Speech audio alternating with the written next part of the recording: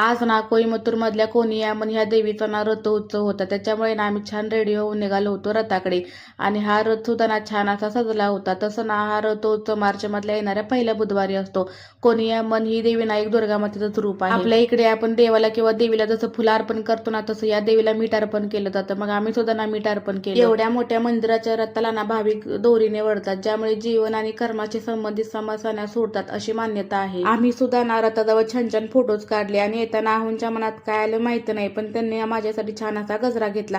ऊन इतकं वाढलं होतं ना, म्हणून नित्यासाठी टोपी घ्यायला गेलो होतो. तर मॅडमला टोपी घ्यायचीच नव्हती. रथ एकीकडे आणि मंदिर एकीकडे असल्यामुळे ना नंतर गेलो होतो मंदिरात दर्शनासाठी. पण इतकी रांग लागली होती ना, म्हणून मग बाहेरूनच दर्शन घेतलं. आणि मॅडमना बसायचं होतं गाडीत. आता गाडीत बसल्यावर मॅडमच्या चेहऱ्यावरचा आनंद तरी बघा. इकडे ना ताक, सरबत, बिर्याणी, चॉकलेट असं काय काय फ्री मध्ये वाटलं जात होतं. आणि ही बिर्याणी ना खूप छान लागते म्हणून बिर्याणी घरी येऊन घरीच खाल्ली. नंतर संध्याकाळच्या टायमिंगला ना छान साडी वेअर करून पुन्हा यात्रेत फिरायला गेलो होतो. कारण सकाळच्या टायमिंगला ना मला साडी वेअर करायची झाली नव्हती आणि एकदा यात्रेत जाऊन थोडीच बघणार होतो. मी ना खूप कन्फ्युज झाली होती की फुलांची फुलदाणी घेऊ की पानाची. नंतर म्हटलं फुलांचीच खूप छान दिसते म्हणून फुलांची फुलदाणी घेतली. आणि ह्या चिनीमात्याच्या बरण्या सुद्धा मला खूप आवडल्या होत्या, मग त्या सुद्धा 2 घेतल्या. आपल्या इकडे जशी भेळ पाणीपुरी मिळते ना, तसं इकडे काही भेटत नाही, म्हणून एवढा मोठा मसाले पापडा मी घेऊन घरी आलो होतो. नंतर संध्याकाळच्या टायमिंगला ना छान असा फालुदा पिऊन दिवसाचा शेवट केला.